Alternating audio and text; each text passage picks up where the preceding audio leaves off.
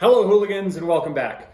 Let's talk a little bit about summer maintenance during the winter. So, if you are primarily a runner in the summer and you have some running objectives, but you're doing a bunch of skimo racing in the winter, how much should you run? When should you run? When should you start? So, some of this depends a little bit on, and I guess cycling is similar but different. So let me cover that one in a second.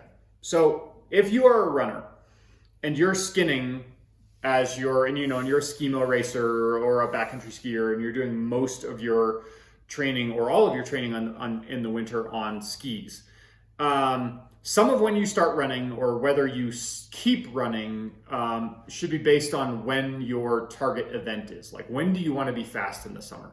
If you're one of those wackos who signs up for like 100-miler in March, don't even talk to me.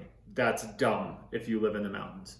But if you're on the like moderate side of a trail marathon in late June or July or something like that, then I think for the most part you can start running in late February or early March.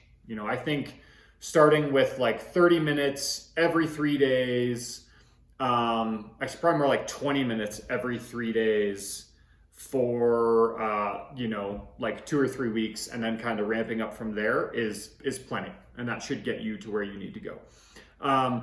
If you're doing you want to do a fast half marathon in April, then you're probably going to want to run pretty much all winter, but you only need to do 20 to 30 minutes, probably with some strides in there somewhere.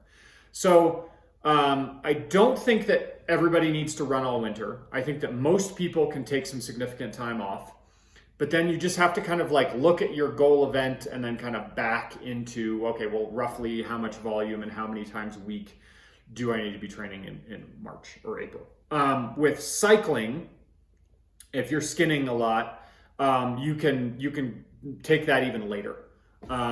So, I mean, you really skinning transfers into cycling really, really well. And I would say you probably need a month of 2 workouts a week to go from skinning to cycling, and in all reality be pretty freaking strong. You can start with a little more volume. So I might do like an hour twice a week, and you could even add some intensity, add some surges in there. And the skinning muscles will transfer into the cycling muscles pretty fast. If you have questions, comment down below. Otherwise, have a great freaking day. We'll see you tomorrow.